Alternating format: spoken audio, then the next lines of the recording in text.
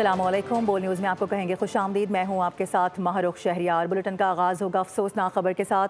डियाई खान में पुलिस की गाड़ी के करीब धमाके में 3 एहलकार शहीद हो गए हैं। डियाई खान का इलाका है पनियाला। यहाँ पर होने वाली AID धमाके में ASI समेत 3 एहलकार शहीद हो गए हैं। यह अफसोसनाक वाक़या आपसे थोड़ी देर पहले रिपोर्ट हुआ है। रेस्क्यू और पुलिस की भारी नफरी जाए वक़्वा पर मौजूद है। पुलिस ने इलाके को घेरे में ले लिया है। कॉर्डन ऑफ करके सर्च ऑपरेशन शुरू कर दिया गया है। इलाके के मनाजिर इस वक्त देखे जा सकते हैं।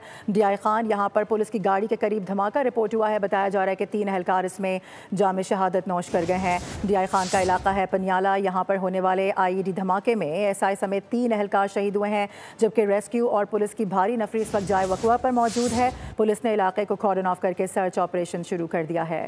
और नीपा चौरंगी के करीब खुले मैनहोल में गिरकर जाम बहक होने वाले 3 साला इब्राहिम के जाम बहक होने का मामला डिपार्टमेंटल स्टोर पर लगे कैमरे की फुटेज सामने आ चुकी है, जो कि बहुत वाज़ेह है। वीडियो में देखा जा सकता है कि स्टोर की सीढ़ियां उतरते ही चंद कदम के फासले पर मैनहोल खुला पड़ा था। बच्चा चलता हुआ आगे बढ़ा और सीधा खुले गटर में जा गिरा है। माँ उसके साथ मौजूद है, जो उसको बचाने की कोशिश कर रही थी, लेकिन उस वक्त तक बहुत देर हो चुकी थी। यह अफसोसनाक वाक़या रिपोर्ट हुआ 2 रोज़ कबल, जिसमें तकरीबन 14 घंटे के बाद इस 3 साला मासूम की लाश को 1 किलोमीटर फासले पर निकाला गया था। जब अफसोसनाक वाक़या रिपोर्ट हुआ तो उस वक्त की फुटेज कैमरे ने अपनी आंखों में कैद कर ली। नन्हे इब्राहिम के गटर में गिरने के दिलखराश वाक़ये की CCTV फुटेज सामने आ गई। चंद लम्हों में माँ की गोद उजड़ गई। फुटेज में देखा जा सकता है कि डिपार्टमेंटल स्टोर की 2 सीढ़ियां उतरते ही चंद कदम के फासले पर मेन होल खुला हुआ था। मासूम इब्राहिम मामूल के अंदाज में चलता हुआ आया और सीधा खुले गटर में जा गिरा। चंद लम्हों में पेश आने वाला ये वाक़या दिल दहला देने वाला था। वीडियो में साफ दिखाई दे रहा है कि हादसे के वक्त मेन होल के गिर्द न कोई हिफाजती निशान था, न रुकावट। इब्राहिम के गिरते ही वालदा घबरा कर दौड़ी और लोगों को मदद के लिए पुकारा। करीब खड़े शख्स ने भी फौरी तौर पर लोगों को आवाज दी, लेकिन जो होना था वो हो चुका था। खुले मेन होल की वजह से पेश आने वाले अफसोसनाक हादसे को मुतल्लिका इदारों की गफलत का वाज़ेह सबूत करार दिया जा रहा है। शहरियों ने जिम्मेदारों के खिलाफ फौरी कार्रवाई का मुतालबा किया है। सानहा नीपा नन्हे इब्राहिम की जिंदगी खुले गटर की नजर हो गई। हंसते बसते खानदान की दुनिया उजड़ गई। इस संगीन गफलत का जिम्मेदार कौन है ताहाल तायुन ही नहीं किया जा सका है। बच्चे के दादा ने इंक्वायरी कमीशन बनाने का मुतालबा कर दिया है। कराची में रवां साल गटर और नालों में गिरकर जाम बहक होने वालों की तादाद 24 हो चुकी है। मैं किसके हाथ पे अपना लहू तलाश करूं? शहर बेअमा कराची का अलमिया। एक और घराने पर कयामत गुजर गई। एक और माँ की गोद उजड़ गई। सानेहा नीपा का जिम्मेदार कौन? ताहाल तायुन ना किया जा सका। दुखियारी माँ को किसी तौर करार नहीं। इकलौते बेटे की जुदाई पर बाप शिद्दत गम से निढाल है, लेकिन अंदोहनाक वाक़े पर अब तक इंक्वायरी कमेटी बनी, ना ही बाज़ाब्ता तहकीकात शुरू की जा सकी। हुक्मरानों की खींचातानी का सिलसिला जारी। जिम्मेदारी लेने को कोई तैयार नहीं। इदारे एक दूसरे को मुर्दे इल्जाम ठहराने लगे। TMC गुलशन इकबाल ने मलबा के MC पर डाल दिया। सदमे में डूबे दादा ने इंक्वायरी कमीशन बनाने का मुतालबा कर दिया। जिम्मेदार लोग आखिर क्या कर रहे हैं? क्या इनकी जिम्मेदारी नहीं बनती? इनकी गफलत और लापरवाही की वजह से और इनकी बद इंतजामी की वजह से तो ये हादसा पेश आया है। कम से कम ऐसी इंक्वायरी तो ज़रूर हो और इनके खिलाफ कम से कम इतना तो कदम उठाया जाए कि इनको एहसास हो आइंदा के लिए। आज मेरे बच्चे की जान चली जाए, कल खुदा किसी और बच्चे की जान ना जाए। डिपार्टमेंटल स्टोर से करोड़ों रुपए कमाते हैं। अवाम की तहफ्फुज की खातिर चंद 100 रुपए खर्च नहीं कर सकते। मोहल्लेदार चीख उठे। उसको शर्म नहीं आई कि इतना बड़ा हॉल खुला हुआ? कितनी शर्म की बात है बेटा। जो 200 इतना बड़ा बाजार है, वो छोटा मोटा नहीं है बाजार। बहुत बार जो 100 इकट्ठा करे तो 10,000 रुपए इकट्ठा हो जाता। 10,000 की एक स्लेब भी ला के रख सकते थे। अबे बेघर, तो तुम्हें शर्म नहीं आई? कितने हादसे हो गए। ये सिर्फ एक हादसा नहीं, संगीन इंतजामी गफलत है, जिसने जिंदगी से भरपूर बच्चे को बेजान कर दिया। हंसते बसते घराने को उम्र भर का रोग दे दिया। शहरी सवाल पूछते हैं कि इस शहर का कोई वाली वारिस है या नहीं। हुक्मरानों को जगाने के लिए आखिर और कितनी माओं को अपने जिगर गोशों की कुर्बानी देना पड़ेगी। कमसुन इब्राहिम की अलमनाक मौत। नीपा में पेश आया अंधुनाक वाक़े ने बच्चों के जहनों पर खौफ तारी कर दिया है। इब्राहिम की नन्ही दोस्त कहती है कि खुले गटर देखकर अब डर लगता है, कहीं हमारे साथ भी वही सब कुछ ना हो जाए जो इब्राहिम के साथ हुआ। हम इब्राहिम के साथ खेलते हैं, वो बहुत अच्छा है और हम हम रोते हैं, उसकी याद आती है हमें। और जो है ना उसके जब ऐसे वाक़यात हो रहे हैं तो हम भी अपने मामा पापा के साथ स्कूल जाते हैं, स्कूल से मम्मा पापा ही लेने आते हैं, तो हमें भी डर लगने लग रहा है इस वजह से कि इब्राहिम के साथ ये वाक़या होगा, हमारे साथ भी हो सकता है ये। सानिया नीपा, बोल न्यूज़। दुखियारी माँ की आवाज़ बन गया। करोड़ों रुपए का बजट, हर तरह की जदीद मशीनरी, सैकड़ों रज़ाकार और दर्जनों गाड़ियाँ दस्ताब, लेकिन उसके बावजूद भी इमदादी टीम वक्त पर क्यों नहीं पहुँची? अहम सवालात खड़े हो गए हैं। क्या नन्ना इब्राहिम बच नहीं सकता था अगर रेस्क्यू इदारा बर वक्त पहुँच जाता? बोल न्यूज़ सवाल पूछने गया तो मुलाकात से ही इनकार कर दिया। मौजूद एहलकारों की तरफ से बताया यह गया कि कोई स्पोक्स पर्सन इस वक्त मौजूद नहीं है, कोई आला अफसर भी यहाँ पर मौजूद नहीं है, जबकि सेक्रेटरी मीटिंग में मसरूफ़ हैं। बोल न्यूज़ दुखियारी माँ की आवाज़ बन गया। अफसोसनाक वाक़े के सद्देबाब के लिए मुतहर्रिक हो गया। सवाल उठाए, करोड़ों रुपए का बजट है, हर तरह की जदीद मशीनरी है, सैकड़ों रज़ाकार और दर्जनों गाड़ियाँ दस्तियाब है, फिर इमदादी टीम वक्त पर क्यों नहीं पहुँची? 3 साला इब्राहिम एक गटर में गिरकर जहाँ बहक हो गया। वो लोकेशन जो नीपा चुरंगी की लोकेशन थी और ये हेडक्वार्टर रेस्क्यू 1112 का, इनका जो टोटल फासला है वो 2 किलोमीटर का है। सवाल यहाँ पर यह पैदा होता है कि 2 किलोमीटर फासले में इतने घंटे क्यों लगे? फासला बमुश्किल 2 किलोमीटर था, दौरानिया 10 मिनट से भी कम था। फिर नन्हे इब्राहिम तक पहुंचने में 1122 की टीम को ताखीर क्यों हुई? ऐसा क्या हुआ जो इतना बड़ा मामला हो गया और डीजल मौजूद नहीं था, गाड़ियां ताखीर से पहुंच रही थी, मशीनरी देर से पहुंच रही थी और उसके बावजूद 14 घंटे ऑपरेशन के बावजूद डेड बॉडी ना निकाल सके? नन्हे इब्राहिम की गटर में तलाश के लिए रोशनी का इंतजाम क्यों नहीं? जाए हादसा पर मौजूद शहरियों को अपनी मदद आप के तहत डीजल के लिए चंदा क्यों करना पड़ा? जवाब वही कोई मिलने को तैयार नहीं। भारी भरकम बजट और वसाइल के बावजूद इदारे का कोई भी एहलकार बेजान नन्हे जिस्म को क्यों न ढूंढ सका? बहुत सारे सवाल हैं। आया कोई इशू सामने आया, वहाँ पर पहुँचने के बाद मशीनरी के अंदर फ्यूल मौजूद क्यों नहीं था और उसके बाद 14 घंटे ऑपरेशन के बाद डेड बॉडी क्यों नहीं निकाल सके? बहुत सारे सवाल जन्म लेते हैं, लेकिन अफसोस की बात यह है कि इन सवालात के जवाब देने के लिए यहाँ पर कोई मौजूद नहीं है। एक बार फिर कराची का शहरी बिना किसी वसाइल के लाश तक कैसे पहुँचा? जवाब देने के लिए कोई भी सामने नहीं आया। क्यों का जवाब कौन देगा? बोल न्यूज़ सवाल पूछता रहेगा। सवाल बहुत सारे हैं, लेकिन शायद इसके जवाब उस वक्त तक ना मिल सकें जब तक किसी किस्म की कमेटियां ना कायम हो। इजलास तलब किए गए हैं, अपडेट करें आपको इस हवाले से। कराची में खुले मैन होल में गिरने से बच्चे की मौत, ऐसे में वज़ीर आला हाउस में आला सतह का इजलास शुरू हो चुका है।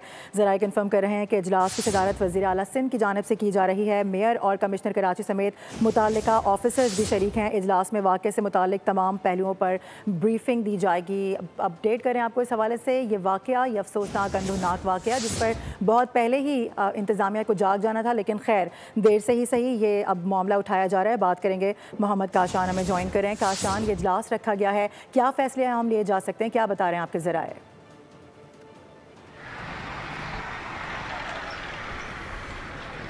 हाँ जी बिल्कुल, लेकिन नन्हे इब्राहिम की अलमनाक मौत पर जहाँ शहर की फिजा सोगवार है, वहीं 3 रोज़ बाद हुकूमत सिंध भी मुतहरिक हो गई है। वज़ीर आला हाउस में आला सतह इजलास तलब कर लिया है।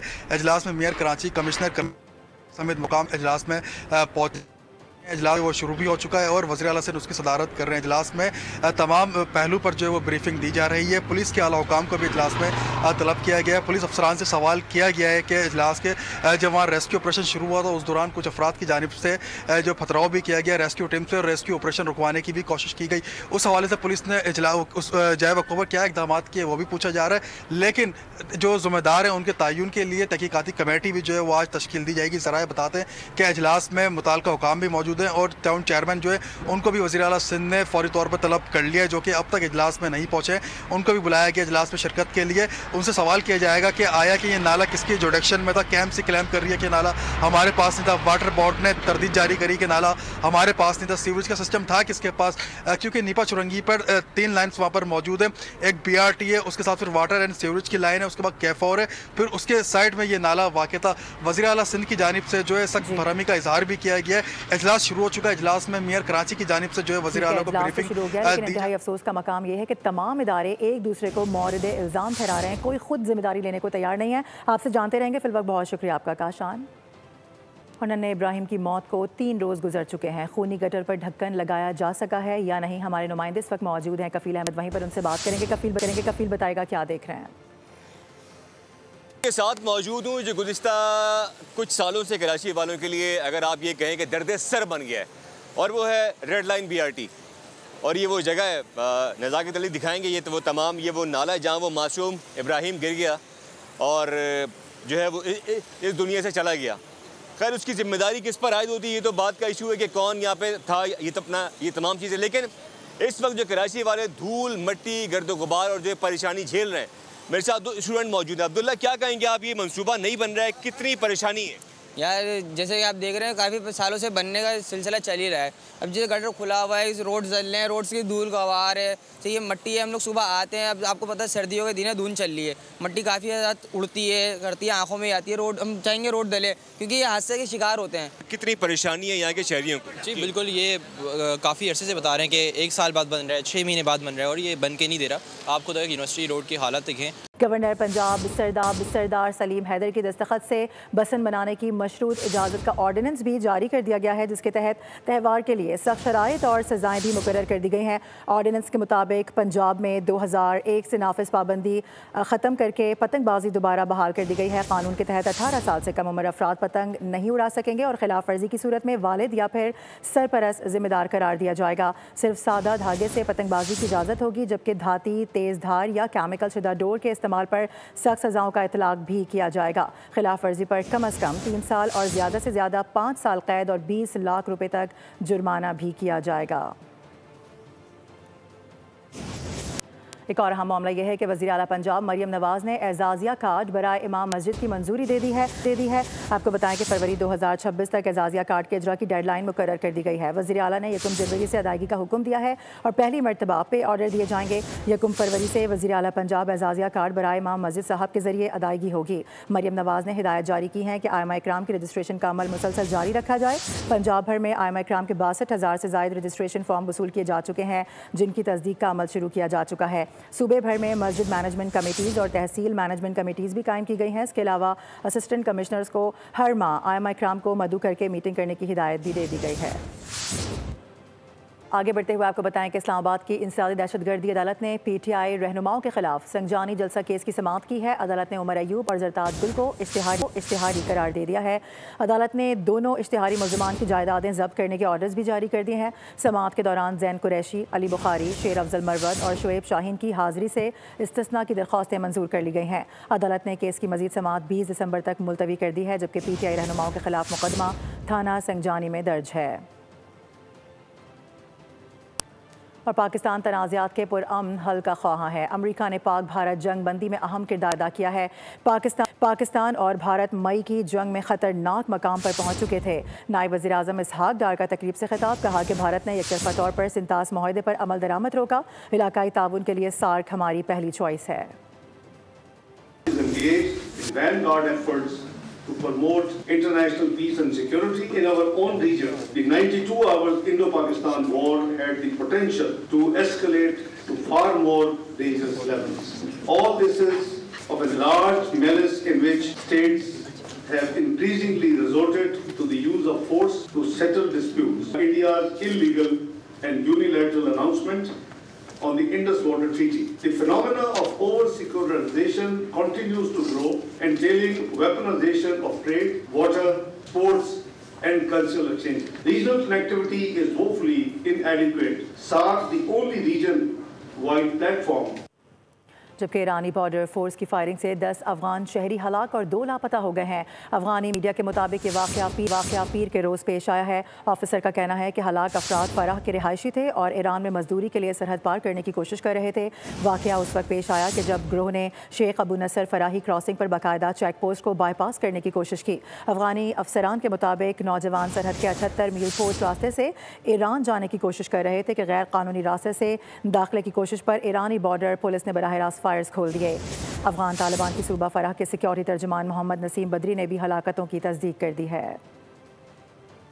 और अभी खबर यह है कि हुकूमत की जानिब से कॉर्पोरेट सेक्टर और तनख्वाहदार तबके के लिए रिलीफ पैकेज की तैयारियां की जा रही हैं। ज़राए कहते हैं कि दोनों सेक्टर्स के लिए मजमूई तौर पर 975 अरब के रिलीफ पर गौर किया जा रहा है। वज़ीर आज़म शहबाज शरीफ ने IMF से टैक्स में कमी पर बातचीत की हिदायत की है। इनकम टैक्स सरचार्ज और गैर मुल्की असासों पर कैपिटल वैल्यू टैक्स ख़त्म करने पर गौर किया जा रहा है। इसके अलावा सुपर टैक्स, कम अज़ कम इनकम टैक्स और कॉर्पोरेट डिविडेंड टैक्स भी ख़त्म करने की तजवीज़ है। टैक्स खात्मे से फौरी रिलीफ की लागत का 600 अरब रुपये से ज़ायद का तखमीना लगाया गया है, जबकि सिंध और पंजाब इंफ्रास्ट्रक्चर से इस ख़त्म की तजवीज़ भी सामने रखी गई है। इसके अलावा वज़ीर ख़जाना की सरबराही में कमेटी टैक्स इस्लाहात पर हिकमत अमली और रोड मैप वज़ीर आज़म को पेश करेगी। और अमरीकी सदर डोनाल्ड ट्रंप ने कहा है कि अगर हर जंग रुकवाने पर नोबल इनाम दिया जाए तो उन्हें ये इनाम ज़रूर मिलना चाहिए। ट्रंप ने इस बात का जिक्र किया कि उन्होंने मुतादिद जंगों को रोका है और रूस यूक्रेन जंग के हल के लिए भी वो कोशिशें कर रहे हैं, ताहम वो लालच से बचना चाहते हैं। एक और अहम खबर यह भी है कि अमेरिका ने 19 ममालिक के शहरियों की तमाम इमिग्रेशन दरख्वास्तों को फौरी तौर पर रोक दिया है, जिनमें ग्रीन कार्ड्स और शहरियत की दरख्वास्तें भी शामिल हैं। इन ममालिक में अफगानिस्तान, ईरान, सूडान, यमन और दीगर ममालिक शामिल हैं। इस फैसले का इतलाक उन अफराद पर भी होगा जो अमरीकी शहरी बनने के करीब पहुँच चुके थे। आपको इस हवाले से अपडेट कर रहे हैं कि अमेरिका की जानिब से 19 ममालिक के शहरियों की तमाम इमिग्रेशन दरख्वास्तों को फौरी तौर पर रोका गया है। इसका जिक्र ट्रंप की जानिब से खुद भी किया गया था, जिनमें ग्रीन कार्ड और शहरियत की दरख्वास्तें शामिल हैं। इन ममालिक में अफगानिस्तान, ईरान, सूडान, यमन और दीगर ममालिक शामिल हैं।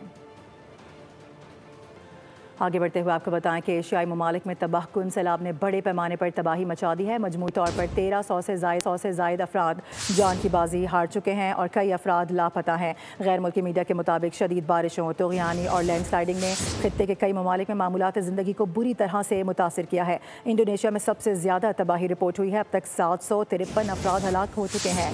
कई देहात पानी में डूब गए हैं, जबकि दर्जनों इलाके ताहाल रसाई से महरूम है। श्रीलंका में सैलाब और मिट्टी के तोदे गिरने से 465 अफराद की अमवात रिपोर्ट हुई हैं, जबकि हज़ारों अफराद बेघर हुए हैं।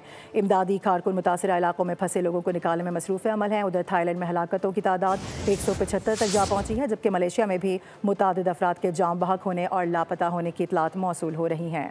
इसके अलावा अमेरिका की मुख्तलिफ रियासतें मौसम सरमा के एक और बर्फानी तूफान की लपेट में आ चुकी हैं। बताया जा रहा है कि पेंसिल्वेनिया, मिशिगन और अलास्का में शदीद बर्फबारी रिपोर्ट हुई है, जिससे निज़ाम ज़िंदगी मफलूज हो गया है, जबकि फ़्लाइट ऑपरेशन भी बुरी तरह से मुतासर हुआ है। इंडियाना में बर्फबारी के बायस 40 से ज़ायद गाड़ियाँ आपस में टकरा गई हैं। हुकाम ने आवाम को गैर ज़रूरी सफ़र से गुरेज की हिदायत कर दी है।